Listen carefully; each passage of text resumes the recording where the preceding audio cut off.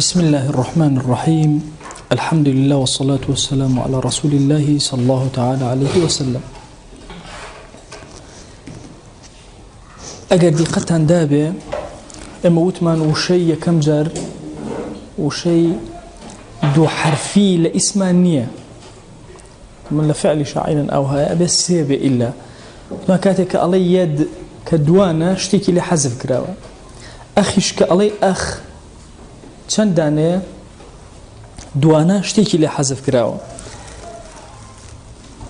ئەخ لە دوای ئەوە چی هێناوە؟ ئاخیری هێناوە. ئاخر ئەخ ئەسڵەکەی بریتیە لە چی؟ ئەخ ئەخەون باشە، یەدەون، ئەبەون باشە، واویە ئەخیرەکەی چی بووە؟ واوەکە حەزف کراوە. لە دوای ئەوە چی هێناوە؟ آخری هێناوە. ڕێ لە پێشواوەیە، واو لە پێش ڕائەوەی. کابوو آخر ئەوەیە لە یەکەم جار باتە اینجا ئەخی بهێنایە. بەڵام ئەگەر لە مقدمەکە بە بیرتان بێ وتمان ڕەحمەتی خۆی گەورە لە ڕاغیبی ئەسفەهانی بێ کە زۆرتر ئیعتیماد لەسەر وشەی یەکەم و دووەم دائەنێ، هەنێ جار گوێ بە سێهەم نادا. ئەوەیە چونکە ئەوە مەحزوفە. ئەسە بڕۆ لە کوتوبی مەعاجیمە بگەڕێ قەت لە پێش ئاخیرە ئەخ نادۆزیتەوە، لە دوای ئاخیرەوە ئەیدۆزیتەوە، چونکە ئەوە واوەکە ئەکەوێتە دوای ڕائەوە. بەڵام ئەوە تەسەلسولەکە تێک چووە بۆ شێوازە ڕاغیب دایناوە ڕەزا و ڕەحمەتی خوای لێ. ئەفەرمێ الأصل أخون، ئەسڵەکە ئەوەیە کە ئەخەونە وهو المشارك آخر في الولادة. باشە، ئەو کەسەیە کە مشارەکەی کەسێکی تری کردووە لە چیە؟ لە ولادەت و لە دایک بوونە. واتە ئەخ هەر کەسێکە کە کەسێکی تری لەگەڵ هەبێ. ئەگەر کەسێ هیچ برای نەبێ ئەخی بۆ بەکاریە، یان خوشکی نەبێ، با بڵێن نەخوشک نەبرا، هاوێنەی تری ولادەی نەبێ، مشارێکی تری نەبێ، وشەی ئەخ بەکار نایە. ئەخ المشارك له في الولادة. ئەمە ئەسڵەکەیە ئاوایە، ئەسڵەکە ئاوایە، ئللا ئەبێ چی بێ؟ مشارێکێکە بێ. ئەو کاتب ئەڵێن چی؟ ئەڵێن ئەمە ئەخە. ئینجا من الطرفين لە دایک و باوکەوە کە ئەکاتە ئەخی شەقیق، ئەخی ئەبەوەین، یا لە یەکێک لە طرفەکانەوە، چونکە ئێمە سێ جۆر ئەخ و ئوختمان هەیە. ئەخی لئەبەوەین شەقیق، ئەخی لئەب، ئەخی لئوم. سێ دانەمان هەیە: ئەخی ئەبەوەین، ئەخی ئەب، ئەخی لئوم. هەر سێکیان هەر پێ ئوترێ ئەخ. ويستعار وكو استعارة بكاريات أموشا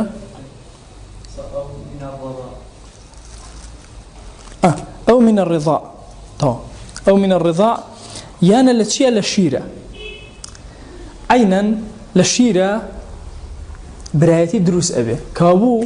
بلام أصلا كل كوية ولادية دواتر يتشي بو بابي شيريش. أما دو عائلية، أما عائليك أماش عائليك لنبرو باشا عائلة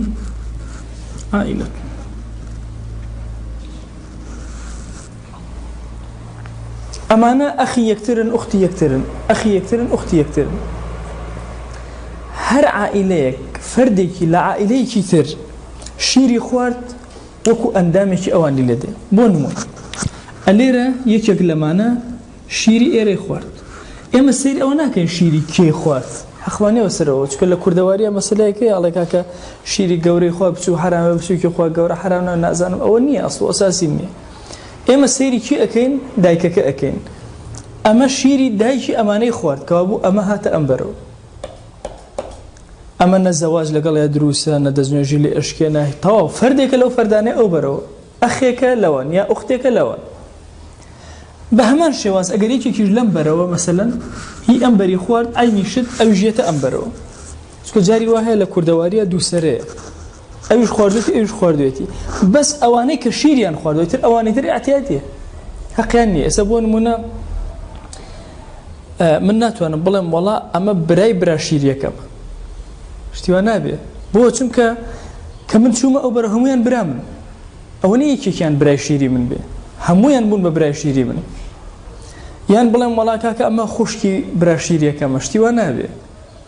کە خوشکی کە تۆ چویتە ئەو بەرەوە لەگەڵ هەر هەمویانە لەگەڵ ئەوە برای شیری لەگەڵ ئەوە برای شیری لەگەڵ ئەوە برای شیری بەو شێوازە تا سەرەوە لەم بەریشۆ بە هەمان شێوازە جا تێبینی ڕضاع بکەن کە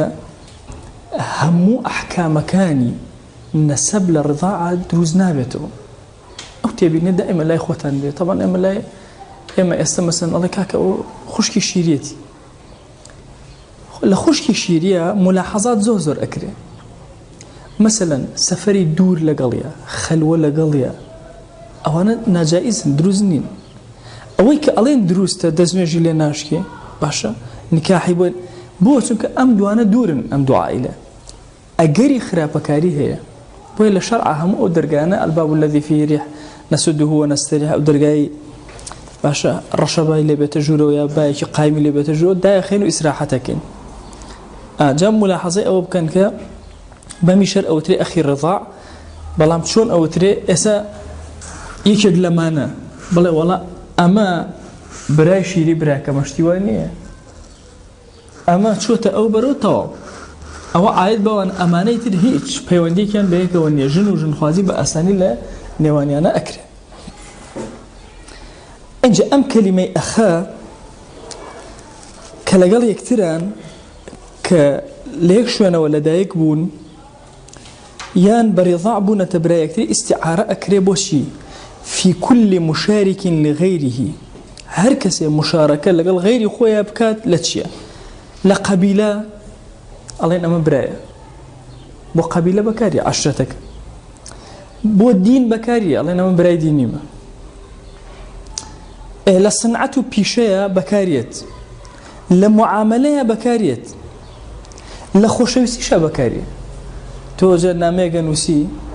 نە قەبیلەتان نییە کە نەهیچەرەوە نە ئەیناسی بۆ برای خۆشەویستم ئاوا مەسە ئەنووسی لە چیتر ئەوە في غير ذلك من المناسبات هەر شتێکی تر مناسبەیەکە بێ دروستە لە عەرەبیە وشەی ئەخ بەکار بێ فترەیەکی زۆر لە سەحوەی ئیسلامیە ئەنوو وەڵا ئەبێ بە خەڵکی بێدین بڵێ برادەر بەهین بڵێ برا بە موسڵمان ئەز ئەمە غەڵەتە ئەو قسەیە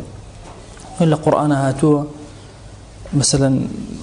باسی قومی عاد مثلا ويل عاد أخاهم وانيا ولا عاد كي براكيان فابو براي بكار هنا ممكن استعمال بكري لغير دينيشة خو أنا عاد بويان رشد مساء بيغمبري كشوا عاد خو أنا براي نبون مشرك بون بيدين بون بينما هو شيء أخ بكاري أفرمي قوله تعالى خوي قرأ أفرمي ولا تكونوا كالذين كفروا وقالوا لإخوانهم وكو أو كسانا بن ككافر بونوا ببراكاني خويا نوت يعني ببرا كافر كانيان لبين يكترات شكا هاد دين وتمانيك كلا ربطة كان كدروس أبي أي لمشاركيهم في الكفر أواني هاواني خويا من الكفر بيانوتن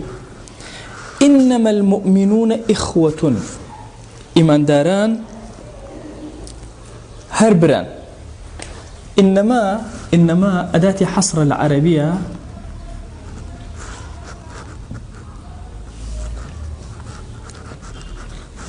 شون ليش أديتو نالي هر إيمان داران بران شو غير إيمان دارج بران أو كافر لإخوانهم أو بران علي إيمان داران هر بران يعني يك صفة هيك كوين أكاتو كبرايتي نك حد بس أوان بران وخلقي تبرانية أو غلطة شوكا دائما لزماني كردية أو شتيك محصوري بي أو تري العربية أو كلميك حصركي لسه دروس كلاوة وشي هر وشي تنها أو أنا أخيرا بيشي رك درجة إيمان داران تنها بران يعني حيث شي تر وسائلي تل بيننا النية برايتين بك جمعيانك طبعا إخوان أو أنا بقى مسري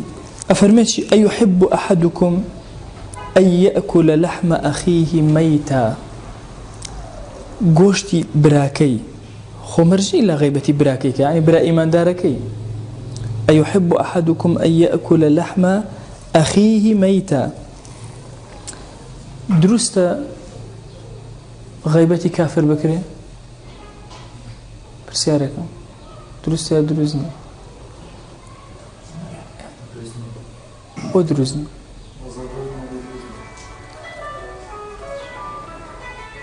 شو آياتك فرمشي يحب أحدكم أن يأكل لحم أخيه ميتا باش براكي كافر قومي وشيء أخ ليرة خصوصيتي كي أبو مسلمانا بويا لما زبي خومانا مزبي إمام الشافعي فرميه غيبتي كافر جائزة ناكات غيبت شكا باسكردنيتي باسكردني صفاتي خرابي كافرة درسته ولو كان بيشي ناخوش بلام آيا بهتان درسته بو كافر بكري بهي شيوازة درسني شكا أم شريعتها هم مشتكي النظام لا غيبتك بو درسته تو طبعا كباسي مسلمانك أكي إشكيني مسلمانك ناشرين كرت اگه باسی کافر اکی ناشرین ابی کشی کرد نه لباس کردنیا هنا هر قوی ناشرینه باشه یک کمال صفاتی باس کی اوی خرابه ها اوشتی کل ها کافر چاولی خوگه مسلمان بیکا تا مسلمان اگه تاوانی بکا خوزگه همو کسی یک فکری غزالی اخوانده ولا امر بمعروف و نهی لمنکره طبعا زور قوره أي تو كأمر أكيد معروف أبي بزهني بو أيكي الله جاري وهاي تو أشي ولا كسك جناه أكا خوشي أزاني أيكا الله بود نية بيبلي أمري بيبلي أو مك ما دام جناه وخوشي مسلمة الله خوش تشن جناه هاي أكيد الله يجوك وتو درد دار اللي وجه اللي شر بتشار سري أكا تو اللي جرى بحفظ احتر النبي هيج قسمك الله جاري وهاي كسي جناه أكات أجر بيبلي يعني حسابات أكي أجر بيبلي زر أدا بينالي أو نهي لناكي أو جناه كربي على هرشتي اختلافي تيابو لبين علماء كذبوا إنه بكسي يختر بلواب كوامك يبزن إما الصحوي سيمان لشوية حتى يشتيك مواد بيكتري هم اختلافي بو ده زواب بقرأ أو ما يقرأ فاتحة بخير ما خير نيو أو رابوانا وصرف كرت هموشي مختلف فيه وجي أو نبو مناقشة كين لقال يكترى بهي أو نبو أبويا زور طبيعي ورما قلتها بسرية تيبارين زور اشتيتر يا أحكام كان زور جوان كلمة بأسيك جاء مسألة غيبات أخطر شتيك وكو محمد غزالي أفرمي أخطر شتيك الروح الصحوي الإسلامي كوش بريتي ولا غيبت الله شو ما يمن غيبت شو ما سوريا غيبت عراق غيبت على الدائك هم صحوة إسلامي داتني جاء أم آياتك دي خدبا أيحب أربي خوش بلايا وشيرين أحدكم يشغل إيوة ها أحد إضافة كرا ودروس لمثبتها بكاربة يشتر باسمان كد أحدكم أن يأكل لحم أخيه ميتا كجوشتي براكي بخوا كحالي براكي وابي مردبه احتمال منهم ملامح وشر ما بقازي كده بقرم متوان يزينوه شر وقينك بس هاش كسي مرت كزنات واني بوسيري أو تشبيه الدقيقة القرآنية كان ك أيحب أحدكم أن يأكل لحم أخيه جوشتكي بخوا ميتا حالي أوابي طوا مرتبه ميت ميت يجل القرآن زور جوازم ميت بو أويك بر حياته يشتا نمردوه ميت طوا الله سكوني كردوه حركتي إنك ميت وإنهم ميتون كاتي قرآن ما فرمي كافر كان يزنون في غمر صلى الله عليه وسلم زنوه هردو كان حركي ميت هردو كان حركي أنت زندون بلام أجر سكوني ده طواو أم آيات أفرمت يحب أحدكم أن يأكل لحم أخيه ميتا يعني طواو مردوه طواو ميتا يعني بكامل أولني خوي كردو بمردو أولني دواتر بمري وتصورنا كي باعتباري لما ودو أخوه مردو لا هر استا حقيقة بين بيش شاي خود أو بريد كتو باسي أكي راكشن راو مردو آياتو أتواني دسكي بقوشت خواردني أم بريد استا إما وتا زنجير وتاريكم هبو بيوركان باسي ميزاني خوال سر زوية استتو سيرك جاري وهي ميزاني اما شلون تيكشي قلنا هيك صغيرة زور قوري بلا ما قلنا هيك كبيرة باش هر افرتك اسو ملعب دم هر افرتك بينو من اواسيركم وانا تخو ملايا باشە هەمووی پشت دەکات بۆ وەڵا نەزەری کرد هابینم ئاوا سەیرێکە حتا ڕۆشت خۆمە لایە کچی لە مەجلیسە داشت و غەیبەتەکە و گوناهی سەغیرە بوو کەبیرەیە حەق الناسە کەسی هەمووی پێکەن یەک کەس پێشە نابڕێ دوایی لای خەڵکی گەڕن وەڵا ماوەسا وتی فڵان کەس ئاوایە بە شانازی شەو ئەوزان میزانی خوا چۆنە میزانی خەڵک چۆن یان مەسەلەن ئێستا گەنجێک من 9 جار نەزەرکە جارێکیش چاو بگڕێتەوە لە بەرخاتی خۆ کورە وەڵای ئەمە هەر بێدین باشە چاو شۆڕ بڕە دەی لای خواوان نییە یەک جارەکەی کە چاوی گرتەوە بە دە خێر بۆی ئەنووسرا ئەو جار نۆ خراپێکەوە لێرەوە دەی بۆ نووسراوە یەک دانەکە گەورەترە لای خوا لە نۆک لای خوا ئەو کەسە کەسێکی زۆر باش وهاکەدا زۆری تر بۆیە مەسەلەی غەیبەتێکە لە خەتەڕەکانی سەر سەحوەی ئیسلامی کە زۆر پێویستی بە زمانگرتنە وەڵاهی جاری وایە ئینسان چکە زمانەکەی ناگرێت لە مەسەلەی غەیبەتە هەرچی کردەوەیەکی باشی کردو و حەسەناتی کردو لە ڕۆژی قیامەتە هەمووی ئەڕۆ دەست نەکەم بە نەزارکردن کورە دوایی بەڵێ خەساوتی دۆقەی داکە بەڵێ هەموو هینەکانی ئەڕۆن چاکەکانی ئەچێ بۆ کەسەکەی تر بۆ بەرامبەرەکەی بە حسابی خۆی وهم يحسبون أنهم يحسنون صنعا وأزان شتي باشك خۆی گەورە عاقبەتمان خێر کات ئەو فتوای ئیبن عوثەیمینیش فتوایەکی زۆر باش علەمای قەدیم فەرموویانە ئیلا ئەبێ بچی گردنی خۆت بۆ کەسە ئازاد بەڵام ئیبن عوثەیمین قسەیەکی هەیە ئەفەرمێ ئەگەر غەیبەتی کەسێکت کرد بڕۆ لە چەند مەجلیسی ترا باشە باسی کە تا حەقی ئەوەی ئەدەیتەوە صفاتی باشی اینجا باس کرد ئەڵێ ئینشاءڵڵا ئەمەلم هەیە ئەمە لە بەرامبەرە لە ڕۆژی قیامەتە لە بەرامبەرە بۆسێت فإن كان له إخوة أجر كم الله برايشي هو أي إخوان وأخوات إخوان وأخوات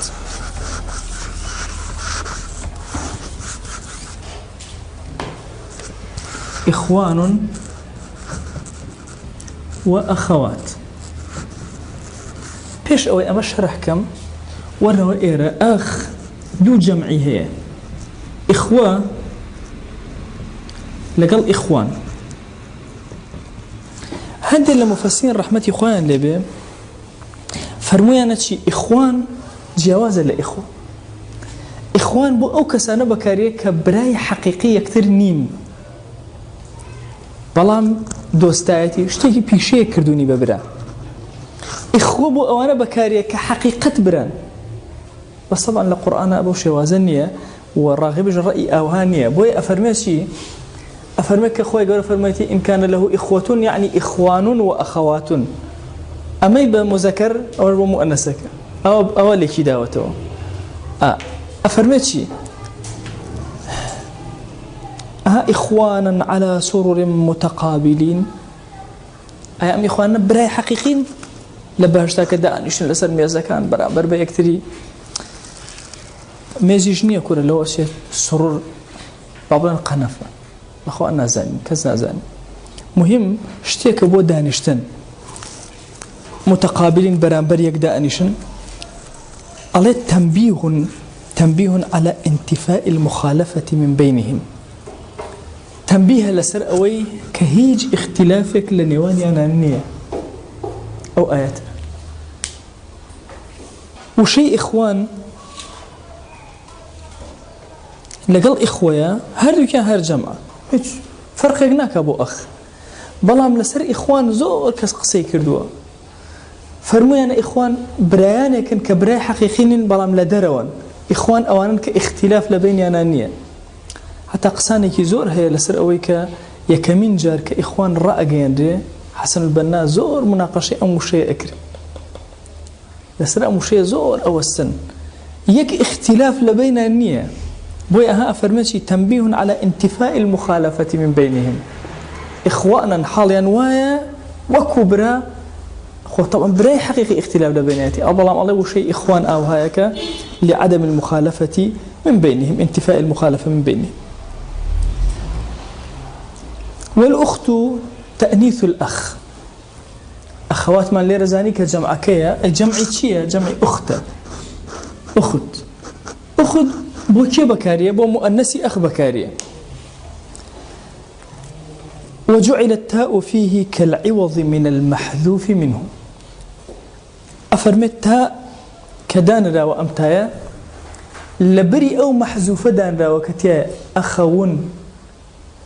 باشم بشيا بزانين أها إخوان وكي هاتوا أقبل دوبرا علي شيء أخوان يا علي أخان أخوان أقتن لي وكي هاتوا شو مثلا أصلا كي شيء بوا أخون بوا ها أخوات وكي هاتوا اللي رجعين على أخت تنبيه على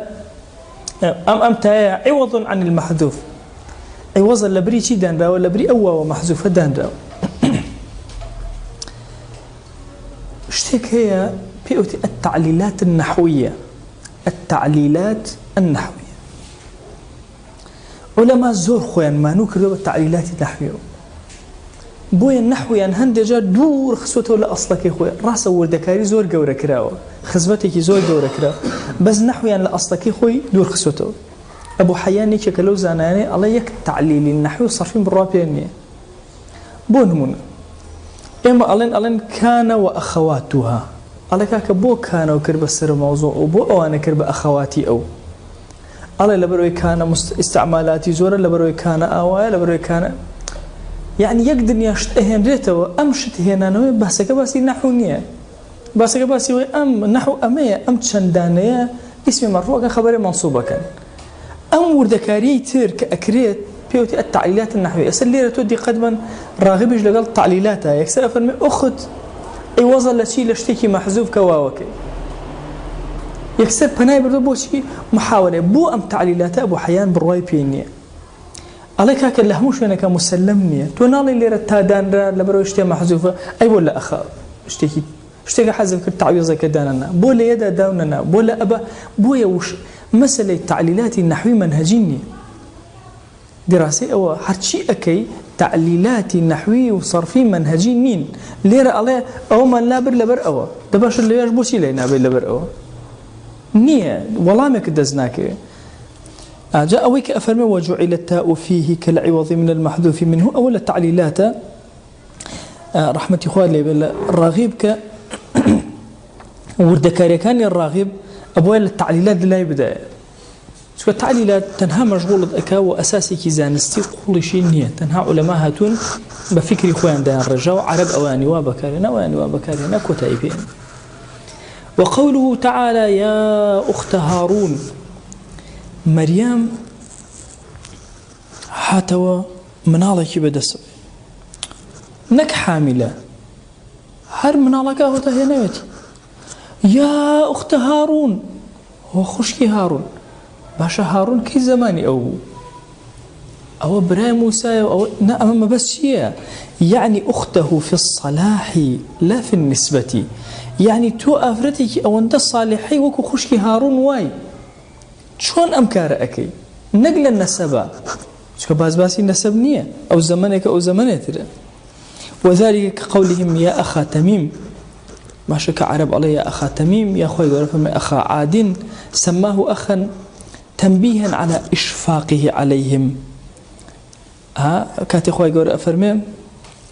أخا عاد بوشي أخبو أم بيغمبر بكاريني أو اندب مهربان لقليانا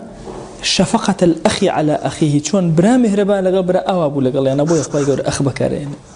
وعلى هذا قوله تعالى وإلى ثمود أخاهم وإلى عاد أخاهم وإلى مدين أخاهم هم أم أخانا باسي شي باسي أو شفقوا مهربانيك لو بيغمبر عليه الصلاة والسلام هي برا مدين. وما نريهم من آية إلا هي أكبر من أختها أي أم آية معنى كيتشي أي من الآية التي تقدمتها علامتك زور قورة آية بمعنى علامتك زور قورة هات أوي دوميان لو قورتر بيود أخت بدوميان بول لاشتراكهما في الصحة والإبانة والصدق آياتي كم هات علامتي كم دوم لو بقوة سهم لو بقوة صحيحة زور رونا إبانة رونا زور راستا كابو شيء أخت يا أخ هردو كان يعني حتى أفرتك بأفرتك يا الله ما خشك ما أكري بالله أكري خشك لدين يعني خوشك مثلا لا كاركية خوشك بهر شواز لكوا أم كتابها على وقوله تعالى كأوي بكار هنا أو آية ربطيني بآياتك بيشور لدواء ومعنى كيدي أسدي قد بدن أو وإلى مدين أخاهم إن جاء لدواء ويسوتشي وقوله وما نريهم من آيات أي من يحسن للدواء آياتك ومعنى كأداء ملاحظة أو كان أم جار الله وقوله تعالى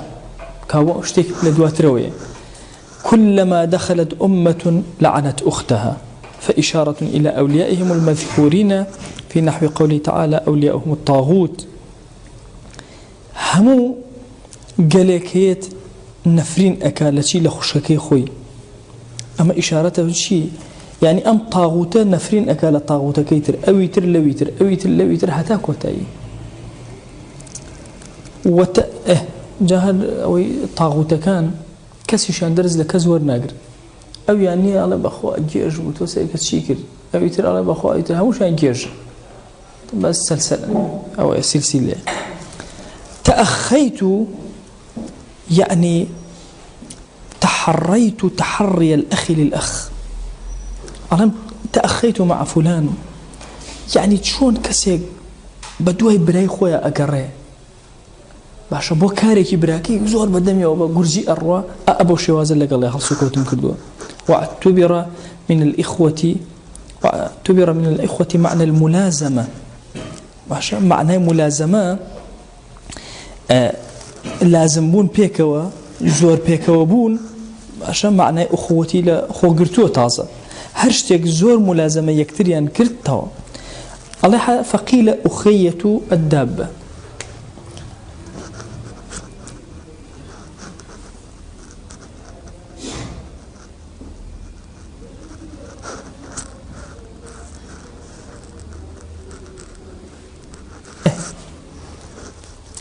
شتێک لە زەویە ئاوا داکوتی هەردوو سەرەکەی داکوتی بۆ ئەوەی شتێکی پێوەکەی وڵاخشتی پێوە بەسیتەوە بەڵام هەردوو سەری لای خۆمان هەیە کوڕە مەلای بیرتە لەوێنە ئەم شتانە هەبوو کوڕە شتێکی ئاوا هەیە هەردایەکوتی پەتەکە بەسی بێرەوە باشە یان ئاوا مەسە قوفڵێکی هەیە نە ئەوە نە هەردوو سەری داکوترابێ چ لە زەویە چ لە دیوارە جاری وایە لە سوچێکی دیوارە نییە دارێکی تێکرێ پەتەکە بەوە ئەبەسرێ بۆی نەڕوە یان لە زەویە ئەوە هەردووکی داکوتە و پەتەکە پێوە ئەبەسرێ ئەمە پێوتێکی پێوتێ ئەخیە بە تەشدیدی چی بە تەشدیدی یاءەکە ئەخیەت الدابەی پێوترێ ملاحظە بکەن يعني ئەبێ هەردوو سەرەکەی داکوترابێ اینجا پێوتێ ئەخیە بۆ كأنما ئەم دوانە ملازمە یەکتریان کردووە ئەم دوو سەرە ملازمە یەکیان کردووە لە چیە لە ڕاگرتنی ئەوەیە کە ئەو ئاژەڵە نەتوانێت بڕوە ئەو وشەی أخي وبكاريت بس وصلى الله على سيدنا محمد وعلى آله وصحبه وسلم تسليما كثيرا أبدا.